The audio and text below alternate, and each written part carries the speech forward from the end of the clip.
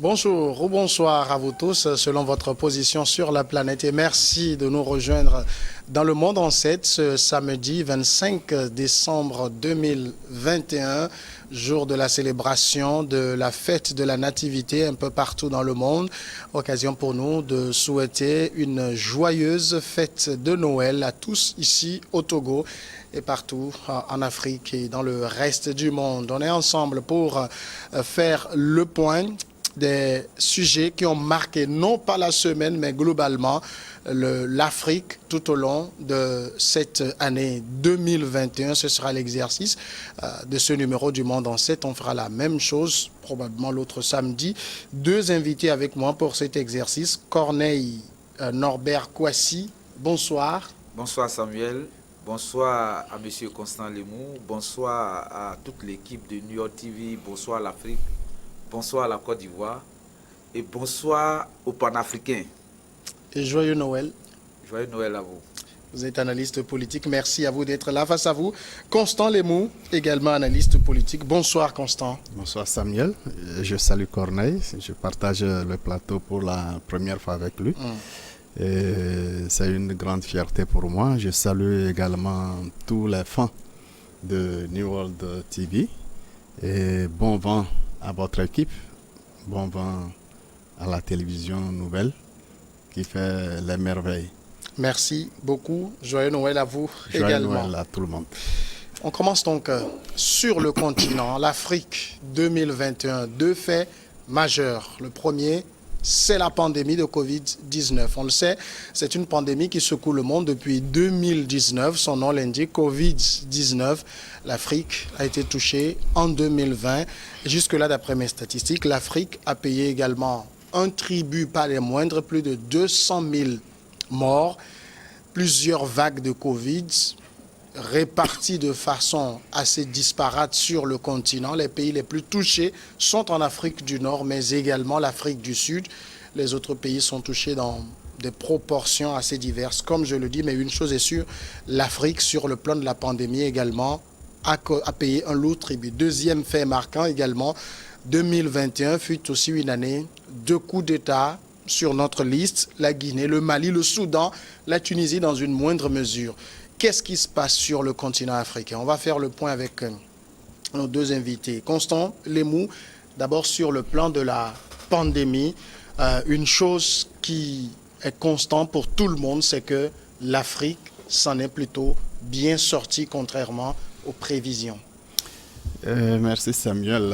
Effectivement, l'année 2021 a été marquée par deux grands événements.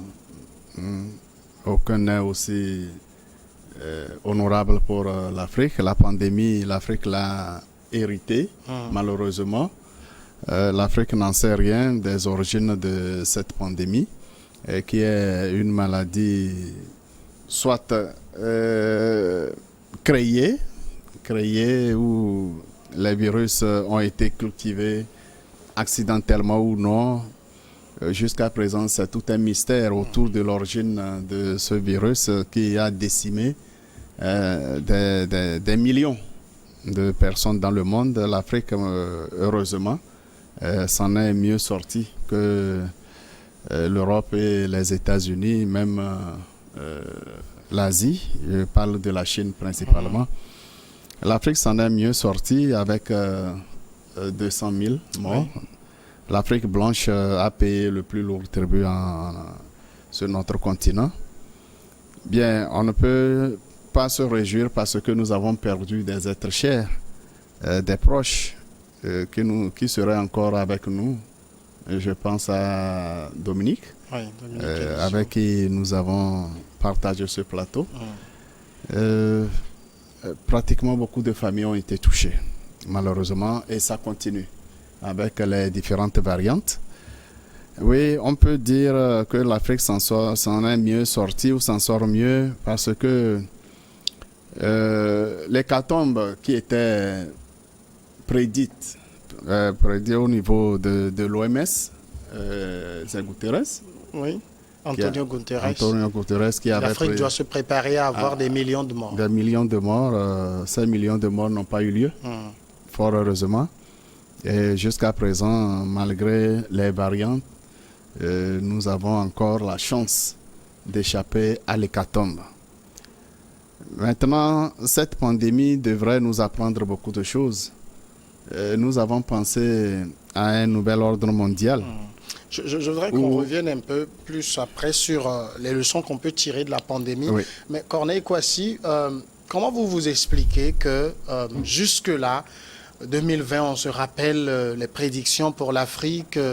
Finalement, ça n'a pas été le cas. 2021, on a eu beaucoup de variants Delta, variant Alpha, variant ceci. Là, on nous parle d'un variant Omicron. L'Afrique s'en sort toujours très bien. Comment vous voulez expliquer? Merci Samuel de m'inviter à ce banquet intellectuel. L'Afrique doit s'en sortir très bien parce que cette maladie n'est pas faite pour l'Afrique. C'est une maladie qui est sortie d'un laboratoire. On ne sait pas pourquoi cette maladie est sortie du laboratoire. Et donc, quand la maladie sort et que l'Europe pense que l'hécatombe sera en Afrique, or, la maladie n'est pas faite pour nous. Pourquoi je dis que la maladie n'est pas faite pour nous? La maladie a été, de mon avis, je ne parle pas de l'avis des autres, parce que les avis sont partagés aujourd'hui sur le Covid. Parce que je ne peux pas comprendre qu'un professeur comme Didier Raoult puisse dire qu'il y a des médicaments pour soigner la maladie et qu'on puisse faire venir un médecin pour contredire le professeur qui est le directeur, le président du comité scientifique de la France. Vous voyez qu'il y a quelque chose qui ne va pas. Mais cette maladie, on la retrouve où premièrement? On retrouve la maladie en Chine. Mais Samuel, quand nous avons des enfants qui tombent malades de la même maladie et que nous sommes là pour chercher des voies et moyens pour que nos enfants guérissent, et après tu constates que l'enfant du voisin est guéri parce que le voisin a pris un tel médicament pour soigner son enfant, qu'est-ce que vous faites? Vous allez vers ce dernier pour lui dire, mais qu'est-ce que tu as pu faire pour que tes enfants soient guéris? Mais ça n'a pas été le cas. Au moment où les Chinois guérissaient, l'Europe et l'Occident tout entier refusaient d'aller vers la Chine. Ça veut dire que cette maladie, elle est commerciale d'abord, et puis elle est économique. J'ai été sur le plateau de Sika TV en mars 2020, au moment où la maladie prenait forme en Afrique. Et moi, je leur ai dit que je ne crois pas. Parce que j'ai eu la chance d'aller à l'école. Tout ce que les scientifiques disent, ça ne concorde pas. Et comme ça ne concorde pas, il y avait un problème. Les Africains se sont soignés comme ils pouvaient le faire. En prenant toutes sortes de remèdes. Toutes sortes de remèdes pour pouvoir pallier à cela. Et aujourd'hui, l'Occident est étonné. Parce que l'hécatombe qu'ils avaient prévu pour nous, ce n'est pas ce qu'ils voient. C'est chez eux que l'hécatombe se trouve. Donc, pour dire que l'Africain n'a pas la même formation physiologique que l'Européen. Nous avons nos décoctions, nous avons nos médicaments que nous utilisons quand ça ne va pas. Et c'est ce qu'on a utilisé. Dans un premier temps, quand le vaccin n'était pas là, c'est ce que les Africains ont utilisé. Mais même avec le vaccin que les Occidentaux ont trouvé, il faut faire la première dose, il faut faire la deuxième dose, il faut faire la troisième dose, mais ça ne marche pas. Un cas plus patent, il y a un vaccin chinois que dans les premières heures, les gens avaient donné à la Côte d'Ivoire et que les gens ont administré ces vaccins. Il y a une dame qui partait en Europe la semaine dernière. Elle arrive à l'aéroport d'Abidjan-Port-Boué. On prend son carnet, on lui dit non, que ça ne passe pas parce que ce vaccin n'est pas reconnu dans l'Union européenne. Vous voyez qu'on va de contradiction en contradiction. Donc ça veut dire que l'Europe elle-même qui a créé sa maladie ne maîtrise plus la maladie. Mais nous, on se prévient avec nos décoctions. Donc c'est ce qui fait que ce problème-là, on ne l'a pas ici. D'accord. Corneille a quand même touché un point. On a vu qu'il y a eu, lorsque la pandémie s'est déclenchée, il y a eu des recherches de solutions un peu partout. Et là aussi, on a vu comme si on excluait l'Afrique. Est-ce que vous pensez que l'Afrique a été exclue ou s'est exclue elle-même?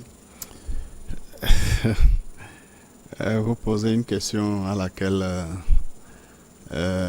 l'Afrique doit répondre. Pourquoi les recherches excluraient l'Afrique? Est-ce qu'il y a des chercheurs en Afrique? C'est en réalité la question à laquelle on devrait répondre. Tous ces chercheurs, ces universitaires qui se réclament chercheurs, qu'est-ce qu'ils cherchent? Dans quel domaine? Et qu'est-ce qu'ils trouvent? Est-ce qu'ils étaient d'abord autorisés de chercher, trouver la solution au problème de cette maladie, qui est une maladie commerciale, qui est une maladie économique, comme l'a dit Corneille? En Europe, est-ce qu'il était même autorisé de chercher, de trouver la solution? La réponse est non. Oui. Sinon, Didier Raoult n'aurait pas eu de soucis. Ou du moins, si sa chloroquine n'était pas à 100% efficace, on aurait cherché à améliorer la chloroquine pour trouver le produit qui devrait guérir. C'était un peu trop moins cher aussi J'avais au marché. vraiment souhaité qu'il y ait un médecin chercheur sur le plateau pour nous expliquer en médecine, lorsqu'il y a crise, lorsqu'il y a pandémie, qu'est-ce qui est plus rapide à trouver? Est-ce que c'est le produit qui guérit ou bien c'est le vaccin? Du point de vue du temps de recherche, est-ce qu'on trouve plus rapidement un vaccin ou bien c'est le produit de traitement pour la guérison qu'on trouve vite? Et il y a eu des formules, des molécules, un peu partout dans le monde, dont l'évolution dans les recherches ont montré que c'était des molécules très, très, très efficaces si on poursuivait. Au Togo, les chercheurs de l'université de Lomé ont identifié 3 ou 4 molécules. Et leur sortie, au cours de leur sortie, ils ont bien dit ces molécules se trouvent être efficaces contre la maladie, la pandémie. Donc, il faut poursuivre et évoluer vers la production des anti-Covid par le traitement curatif. Mais où est-ce qu'on en est? Oui. Quand on pose la question au gouvernement togolais et au comité de gestion de la pandémie, combien de milliards sont déjà dépensés pour acheter les vaccins? Combien de milliards sont déjà dépensés dans le dispositif de surveillance? Mais quel montant est investi dans la recherche de produits contre la pandémie, contre le Covid-19? C'est là aussi tout le sens de la question. Est-ce que finalement ce sont nous-mêmes qui nous sommes exclus? C'est l'Afrique qui s'est exclue de la solution? L'Afrique ne s'est pas exclue. Je ne veux pas parler de l'exemple malgache. Oui. Mais la question fondamentale, est-ce qu'il était autorisé de chercher, de trouver une solution efficace? Est-ce qu'il y a? Non. Est-ce qu'on autorise? La réponse, c'est non. Est-ce qu'on autorise ou il appartient aux scientifiques de s'organiser, les scientifiques du continent, de s'organiser pour imposer aussi leur voix? Vous l'avez bien dit, Raoult a été remis en cause parce qu'il avait une solution. Oui. Le monde, ou du moins les tenants de cette pandémie, n'avaient pas besoin de celui qui a une solution. Mais il fallait créer suffisamment de panique pour commercialiser ce qu'ils veulent commercialiser, à savoir le vaccin. Un vaccin qui ne finit jamais d'être multiplié et qui ne prévient contre rien. On est au booster maintenant. Alors finalement, c'est quoi le problème? Parce que beaucoup avaient pensé aussi que cette pandémie allait être une opportunité pour le continent de s'affirmer, d'affirmer ses solutions. Mais on a vu que c'était aussi un rendez-vous manqué. Oui, moi je crois bien que chaque fois que le rendez-vous est donné aux Africains, ils ont toujours manqué le rendez-vous. C'était une bonne occasion pour toute l'Afrique entière de s'affirmer totalement.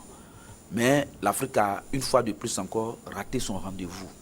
Raté le rendez-vous dans le sens que cette maladie, nous avons eu à trouver la solution à notre problème ici.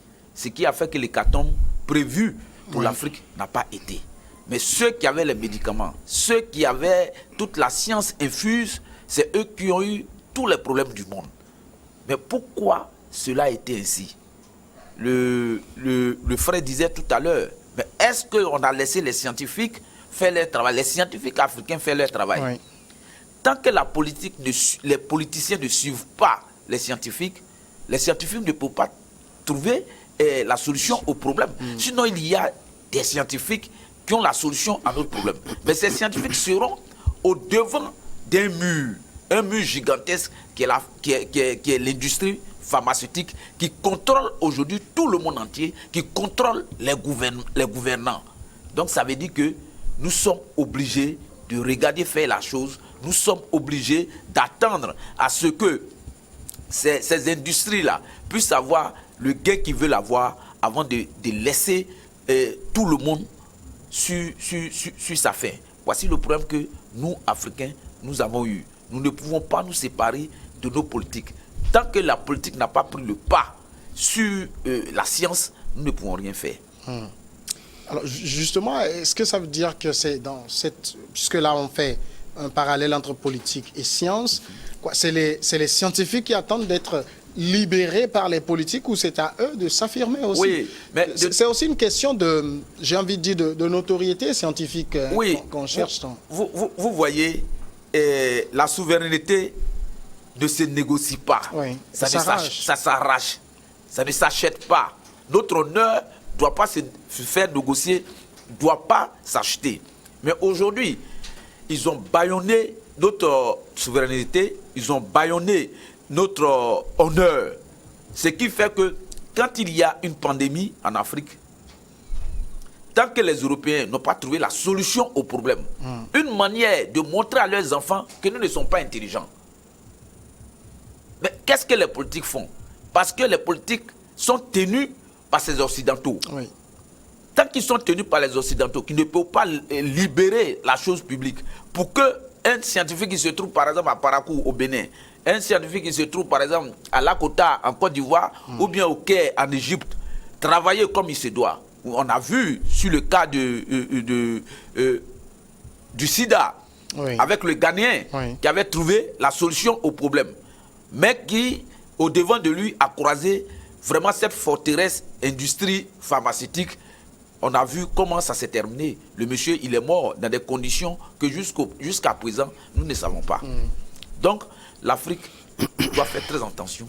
L'Afrique doit se libérer de ces politiciens qui ne veulent pas que l'Afrique aille de l'avant, qui ne veulent pas que l'Afrique puisse prendre son envol pour de lendemain meilleur.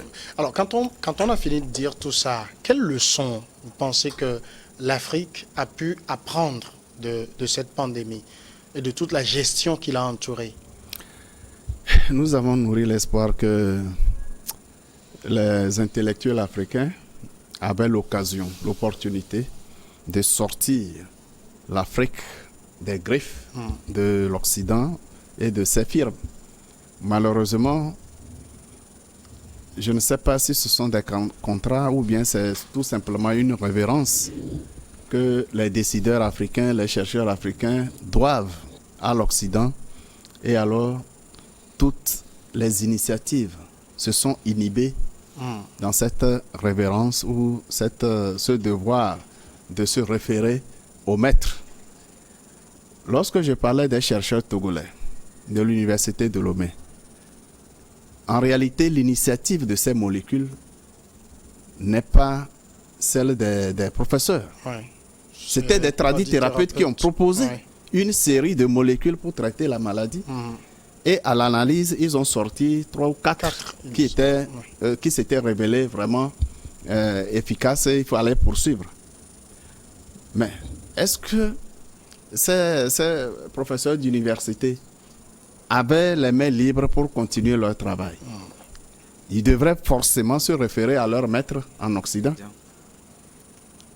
Et alors, si on a pu dire « tais-toi » à Raoul, au professeur Raoul, mais, que vaut un chercheur de l'université de Lomé? J'aurais souhaité qu'un jour vous invitiez les chercheurs qui ont travaillé sur ces molécules. En tout cas, on les avait reçus au vous moment leur où demandez, ils travaillaient là-dessus. C'était avec beaucoup d'enthousiasme qu'ils annonçaient Bien sûr, les recherches c'est sur ce plateau, nous les avons suivis. Oui. Où est-ce qu'ils en sont? de quoi ils ont besoin pour continuer le travail. En réalité, en Afrique, nous n'avons pas besoin de vaccins anti-Covid. Nous avons la solution de traitement à portée de main. Il suffit de quelques centaines de millions, peut-être moins d'un milliard, pour sortir des produits. Mais c'est interdit. C'est interdit par les accords politiques.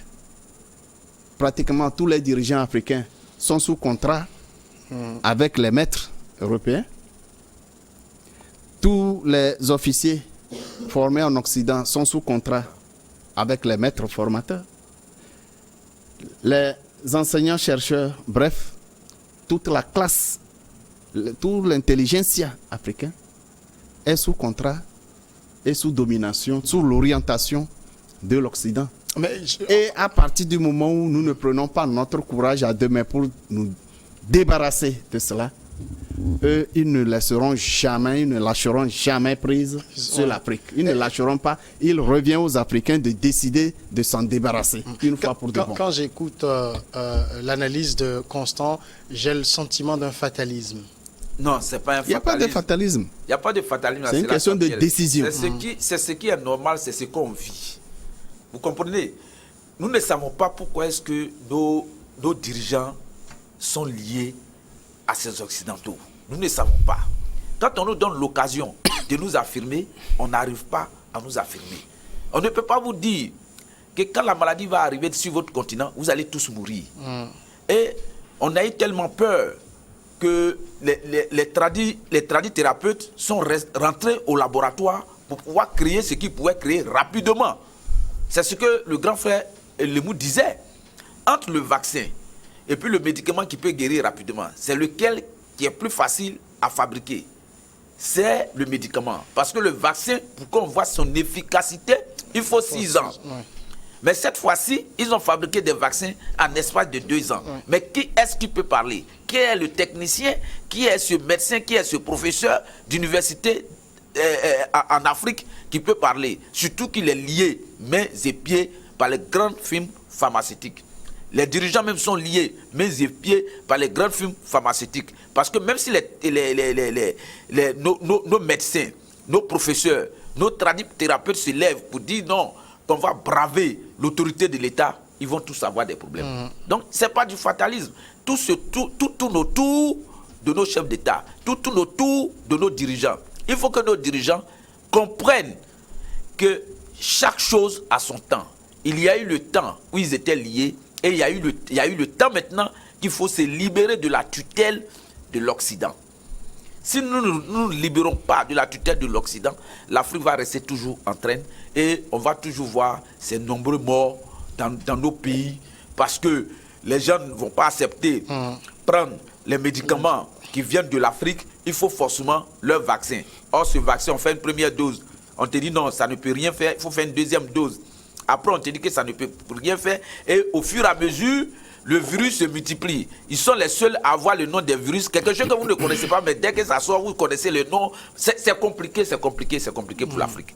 Il faut que l'Afrique quitte ce milieu pourri, ce milieu haineux, ce milieu qui ne peut pas nous faire avancer. Il faut qu'on quitte. Oui, mais en parlant maintenant de fatalisme, parce que j'écoute bien vos conclusions, il faut que l'Afrique se libère. Je me remémore ce que disait Thomas Sankara, l'esclave qui n'est pas capable d'assumer sa propre révolte ne mérite pas qu'on s'apitoie sur son sort. Mais comment en Afrique? Corneille disait, il ne sait pas pourquoi ce comportement des dirigeants africains. Moi, je sais. Ces dirigeants africains ne sont pas africains. C'est des épouvantails. Ce sont des épouvantails fabriqués par l'Occident, au service de l'Occident. Donnez-moi un seul chef d'État africain qui est au pouvoir par lui-même ou par la volonté de sa population, purement et durement, et qui fait la volonté de sa population. Je n'ai pas vu un seul. La preuve, chaque fois qu'ils sont élus, il faut qu'ils soient reçus par l'Élysée pour les pays francophones. Il faut qu'il y ait des contacts avec le Commonwealth, l'Angleterre. Il faut que l'opinion internationale, entre griffes, il faut que le G5, l'Union européenne, reconnaisse les élections pour que le président puisse gouverner. Alors, il gouverne pour l'Afrique, pour son pays ou bien pour l'Occident, pour l'Union européenne. En réalité, ce que nous avons comme président, ce sont les agents des pays, des puissances occidentales. Tant que un Africain ne donne pas la garantie qu'il est disposé à protéger les intérêts et défendre les accords qui datent de je ne sais quel Mathusalem, il n'aura jamais accès au pouvoir. Même les politiques de l'opposition ne jurent que par les mêmes puissances. Quand je prends l'exemple du Togo, lorsque nous avons connu les événements de 2017-2018, tous les opposants appelaient la France à la rescousse. N'est-ce pas? Oui. Tous les opposants disaient le président élu ne doit pas être reçu par la France. Et aussi longtemps que l'Élysée n'aura pas reçu le président, c'est qu'il n'est pas président. Et dès qu'il a été reçu, ça s'est estompé. Nous viendrons peut-être au niveau, nous reviendrons au niveau des élections ou bien du Togo, point sur le Togo. Ouais. On aura à aller plus loin. La réalité, c'est que les intellectuels ou les dirigeants africains n'aiment pas leur pays. Ils n'aiment pas leur pays. Prenez tous ceux qui sont accusés de détournement même des fonds publics. Où est-ce qu'ils ont laissé ces fonds publics? En Europe. C'est en Europe. C'est dans les banques européennes. Et ces fonds servent à développer l'Europe. À partir du moment où on sent que voilà, bon, ce président commence à s'agiter, on démontre par A plus B que c'est des détournements. Oui. Et ces fonds ne reviennent jamais à leur pays d'origine. Ça, ce sont autant d'exemples pour montrer que c'est de la bonne guerre pour l'Occident. Les pays européens ont exercé la même pression dans le monde entier. Mais ceux qui ont décidé de se libérer ont réussi à le faire. D'accord. La Chine s'est libérée. Le Japon s'est libéré. Les pays de l'Asie du Sud-Est se sont libérés. C'est l'Afrique qui refuse de se libérer. Bien compris, il appartient donc à l'Afrique de prendre son destin en main.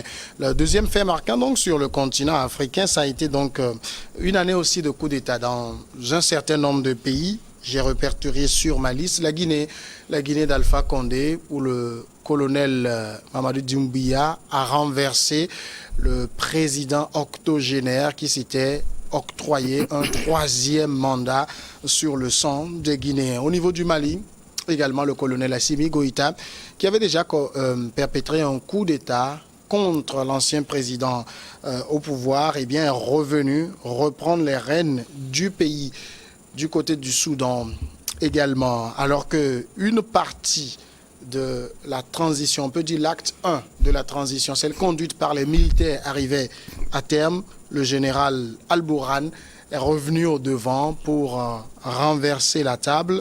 Et puis en Tunisie, le président Kais Saïed a dissous le Parlement, créant de facto une crise politique qui s'apparente pour beaucoup là également à un coup d'État. Quand on fait la liste sur le continent, on a connu les années 80 qui ont été des années de coups d'État, d'assassinats de chefs d'État, les années 70. Est-ce que le naturel revient au galop sur le continent? Tout à fait, le naturel revient au galop sur le continent. Il faut forcément que ça soit ainsi. Les coups d'État ne sont pas bien, mais il y a des coups d'État qui sont salutaires. Moi, je crois bien que le coup d'État au Mali est salutaire, le coup d'État en Guinée est salutaire, mais le coup d'État du Soudan, ce n'est pas salutaire parce que il y a des gens qui voulaient se venger, parce que leur chef est parti. Je voudrais parler du Omar El-Béchir au Soudan. Mais Samuel, en Guinée, il a fallu que ce messie de colonel Madi Doumbouya vienne pour chasser Alpha Condé, qui est un véritable intellectuel, mais qui a mal conduit son pays, qui a mal conduit la démocratie dans son pays, la Guinée. C'est le président Alpha Condé qui devrait impacter la démocratie en Guinée. Mais il est venu, il a violé toutes les lois, il a tué son peuple, il a mis ses opposants en prison, d'autres sont en exil. Mais vous pensez qu'un tel monsieur peut-il rester là? Surtout que vous devez travailler pour le peuple, mais pas pour travailler pour l'Occident, qui tire les ficelles et vous font croire que vous pouvez être là pendant des années, jusqu'à ce qu'ils violent la Constitution de manière flagrante pour faire un troisième mandat. Mais il faut qu'un tel monsieur puisse partir. Et Dieu merci, il y a eu un colonel qui a réfléchi au peuple guinéen. Il n'a pas réfléchi à lui parce qu'il gagnait déjà, parce qu'il était chouchouté par Alpha Condé. Mais il n'a pas tenu compte de ses petits gains, il n'a pas tenu compte de sa famille, il n'a pas tenu compte de ses amis, il a tenu compte de tous les Guinéens. Donc il a fallu qu'il fasse ce coup d'État pour que Alpha Condé parte. Et d'ailleurs, il a été trop gentil. On a eu des coups d'État dans les années 70, dans les années 80, où il y a eu de morts d'hommes. Mais il y a eu un coup d'État facilement où Alpha Condé est parti. Nous avons le cas encore au Mali, avec le cas Assimi Goïta. J'entends dire les gens qu'il faut mettre les civils, il faut faire ceci, il faut faire cela. Mais ça fait combien d'années, depuis les années 90, que les civils dirigent nos pays?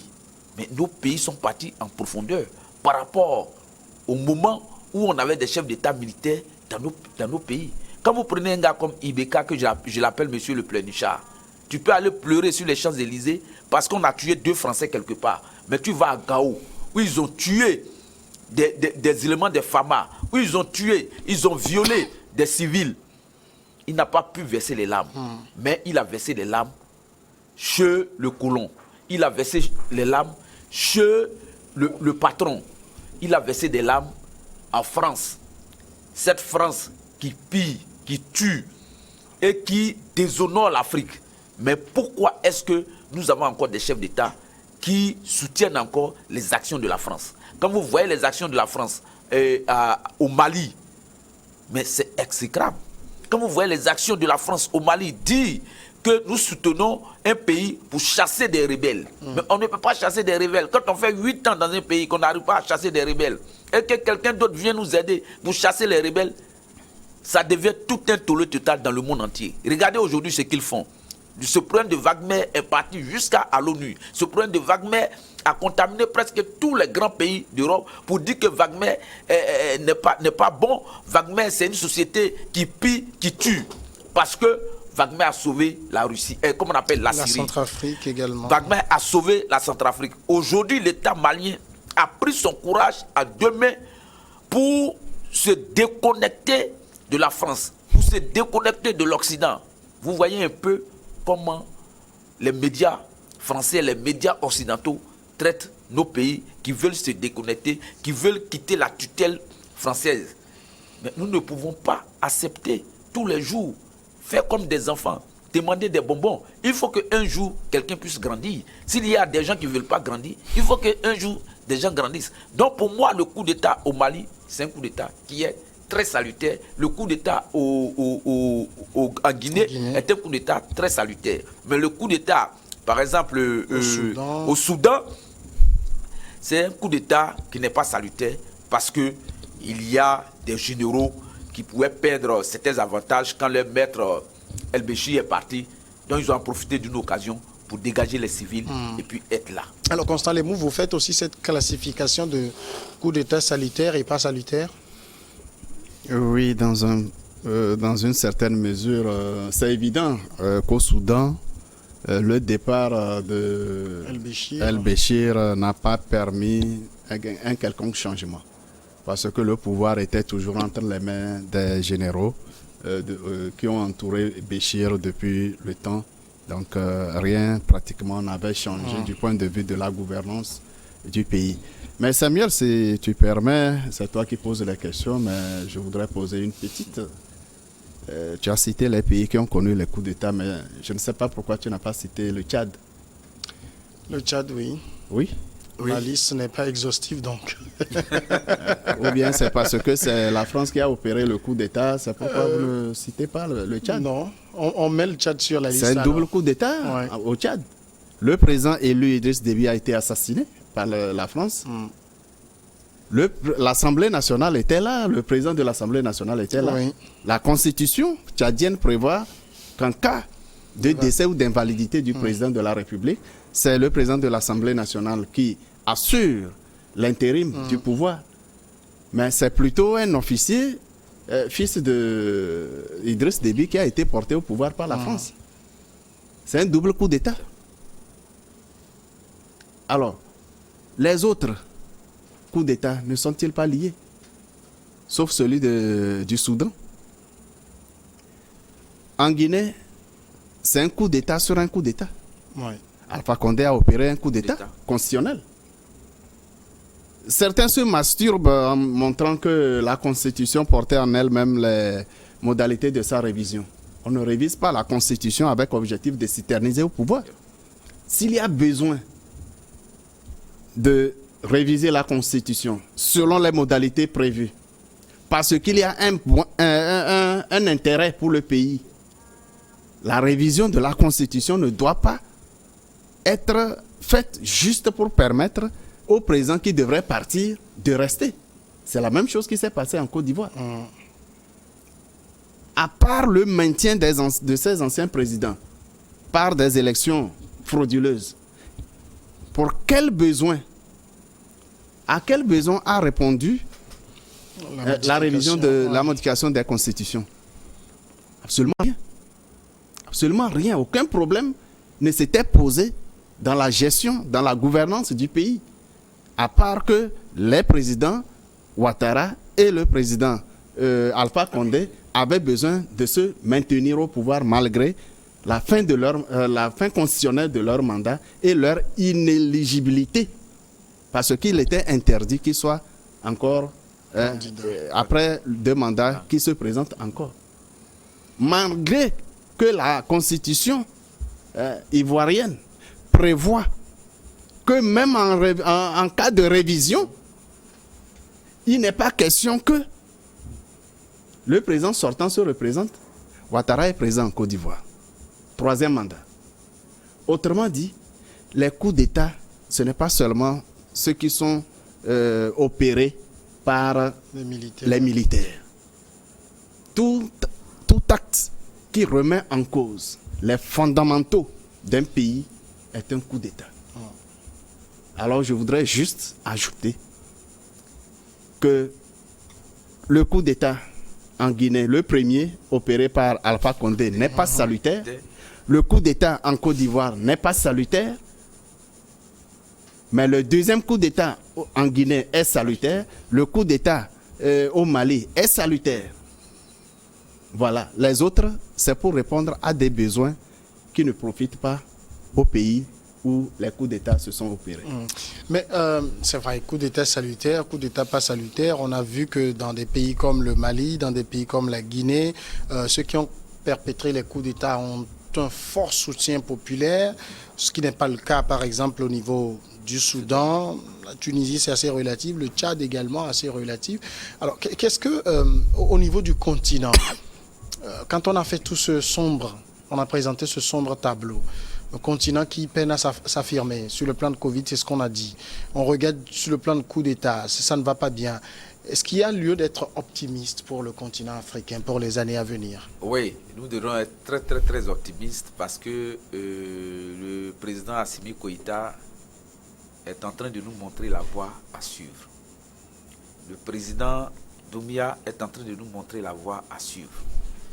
L'histoire qui se déroule aujourd'hui en Afrique ne fait pas assez de bruit. On n'a pas besoin de Nintama pour savoir que quelque chose est en train de changer en Afrique. Mais il faut avoir un 3e œil. Il faut réfléchir au-delà de la réflexion normale pour comprendre que quelque chose est en train de s'opérer sur notre continent. Et donc, tout jeune Africain, tout Africain doit être optimiste. Quelle que soit la durée de la nuit, le jour finit va arriver. Et la nuit est en train de disparaître petit à petit. Vous le pensez? Je le pense. Parce que quand le président Assimi peut donner des ordres au président Macron, même s'ils ne sont pas sur la même planète, parce que le président Macron a dit qu'il est jupitérien. Or, Assimi est de notre planète Terre. Même s'ils ne sont pas sur la même planète, mais le président Assimi et son premier ministre Choguel Maïga ont eu le temps de dire à Macron qu'on n'ira pas t'accueillir à l'aéroport, il n'y aura pas de communiqué conjoint et on n'ira pas t'accompagner à Gao pour aller voir tes troupes comme Ibeka l'a fait. Ils ne sont pas nombreux en Afrique à faire cela. Ils ne sont pas nombreux en Afrique à tenir tête à la grande France. Que les gens pensent que c'est une grande France. La France n'est pas grande, c'est parce que les pays africains ne veulent pas s'affirmer que les gens pensent que la France est grande. Si le président Assimi Goïta l'a fait, ça veut dire qu'il y a une lueur d'espoir. Il faut que les Africains aient courage, que nous soyons positifs dans tout ce que nous faisons, que nous soyons unis et que nous assistons, nous apportons tous nos savoir-faire, les intellectuels, ceux qui ne sont pas intellectuels, à ceux qui nous dirigent, surtout ceux qui ont pour prunelle des yeux le peuple qu'ils dirigent, mais pas les gens qui vont maltraiter leur peuple, pas les gens qui vont aller prendre des instructions à l'Élysée pour venir nous donner des ordres ici qui ne tiennent pas aux réalités des Africains. Quand vous voyez un peu, souvent, les fins d'année, les communiqués que nos dirigeants nous apportent, mais tout est fabriqué à l'Élysée pour venir nous donner. Quand vous regardez le contenu, rien ne s'apparente aux réalités des Africains, rien ne s'apparente aux Togolais, rien ne s'apparente aux Ivoiriens, aux Tchadiens, parce que ce n'est pas eux. Ce qu'ils lisent là ne viennent pas d'eux. Moi, je crois bien que ce que je dis, si un chef d'État pense que c'est faux, qu'il s'affirme, pour qu'on puisse voir qu'ils ont quitté la tutelle. J'ai entendu tout dernièrement le président Macky Sall et le président Mbalo à une conférence que non, on devrait prendre la CEDEAO pour aller gérer cette histoire de Mali. Mais pourquoi est-ce que c'est une conférence que vous dites ça? Quand les Français sont là, pourquoi vous ne pouvez pas leur dire que nous ne sommes pas d'accord sur la décision parce que ce que vous dites ne concorde pas avec les réalités du Mali, ne concorde pas avec les réalités de l'Afrique. Tant que nous allons rester dans les bottes, tant que nous serons à la remorque de l'Occident, l'Afrique ne pourra jamais s'affirmer et on aura toujours de véritables soucis. Constant Lemou, vous êtes aussi optimiste pour le continent, pour l'avenir 2022, pour les années à venir? Je suis optimiste à condition que la jeunesse africaine accepte ce sacrifice suprême. La libération de l'Afrique ne passera pas par les chefs d'État actuels.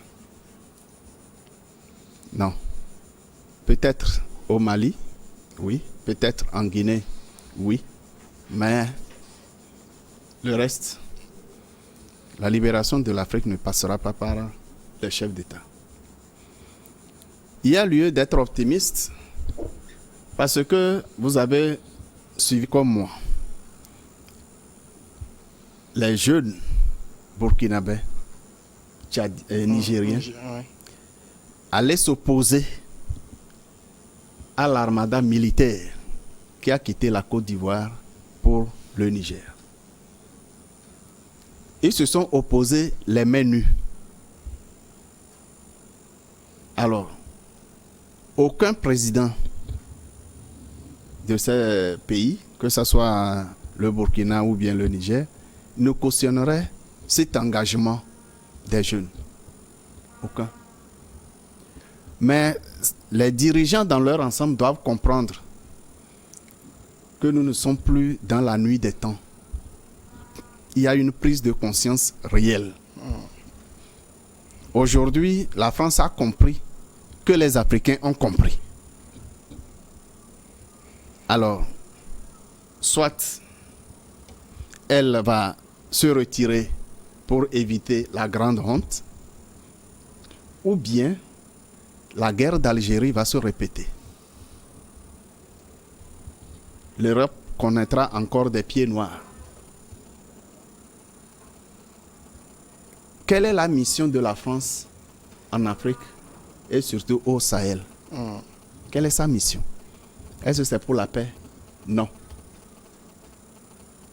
La situation est créée et entretenue par la France elle-même. Autrement, en 1 mois et demi ou 2, les forces déployées par la France au Sahel auraient complètement fini avec les djihadistes, tous les mouvements. La France connaît toutes les bases des djihadistes. C'est parce que cette situation est créée et elle profite à la France qu'elle persiste. Si c'était un problème, si c'était réellement une menace contre la paix dans le monde, on aurait trouvé l'Allemagne active militairement dans la zone. On aurait trouvé les États-Unis actifs, l'Angleterre, tous les pays qui ont les moyens efficaces pour combattre la violence. Alors, pourquoi est-ce que l'entrée de la Russie pose problème à la France? Si c'est pour combattre l'extrémisme violent. Puisque la France dit que les méthodes de Wagner ne sont pas des méthodes catholiques. Oui, quelles sont les méthodes? Samuel, quelles sont on dit qu'il y a des bandits qui se trouvent quelque part. Est-ce qu'on a besoin de méthodes pour chasser ces bandits? Depuis combien d'années la France est basée dans le Sahel et pratiquement dans tous les pays francophones d'Afrique? Quel est le résultat? Aujourd'hui, quel est le résultat? Pourquoi la France n'aime pas l'intervention russe pour combattre l'extrémisme violent que la France, entre griffes, n'arrive pas à combattre? Pourquoi? La présence des autres qui veulent combattre, mener le même combat contre le même mal, pose problème à quelqu'un. C'est parce que tout le système est huilé et mis en place pour les intérêts de la France. Merci. Alors, il revient aux Africains de se débarrasser de la France. Merci, il faut que la France quitte avec ses bases militaires. Et qu'on ait... Les accords militaires, si vous